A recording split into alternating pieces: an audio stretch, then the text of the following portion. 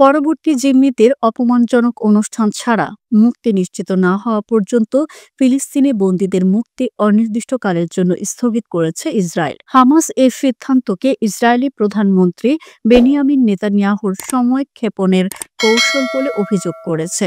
রোববার ভোরে অধিকৃত পশ্চিম তীরের রামাল্লা শহরের সংস্কৃতি কেন্দ্রে ফিলিস্তিনিরা তাদের প্রিয়জনদের মুক্তির জন্য অধীর আগ্রহে অপেক্ষা করছিল। তবে ইসরায়েলি কারাগার থেকে বন্দীদের মুক্তির কথা থাকলেও দিন শেষে তারা ফিরে পায়নি স্বজনদের। যুদ্ধবিরতির শর্ত অনুযায়ী শনিবার হামাস ৬ জন ইসরায়েলি জিম্মিকে মুক্তি দিলেও বিনিময়ে ৬২০ জন ফিলিস্তিনি বন্দীকে ছাড়ার কথা থাকলেও তা বাস্তবায়ন করেনি ইসরায়েল। ইসরায়েলি প্রধানমন্ত্রী বেনিয়ামিন নেতানিয়াহু অভিযোগ করেন, সর্বশেষ মুক্তিপ্রাপ্ত জিম্মিদের মুক্তি অপমানজনক অনুষ্ঠানের মাধ্যমে প্রদর্শিত হয়েছে। তাই তিনি ঘোষণা দেন, পরবর্তী মুক্তির সময় এমন কোনো অনুষ্ঠান হলে বন্দীদের ছাড়া হবে না।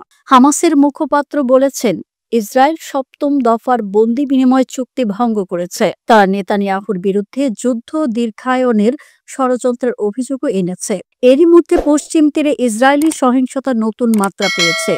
দেইর দিবওয়ানে ইসরায়েলি বাহিনীর হামলায় শত শত গবাদি পশু লুটের অভিযোগ তুলেছে ফিলিস্তিনি সংবাদ সংস্থা ওয়াফা। পাশাপাশি কুশরা শহরে চালানো অভিযানে টিয়ার গ্যাসের কারণে বহু মানুষ শ্বাসকষ্টে আক্রান্ত হয়েছে।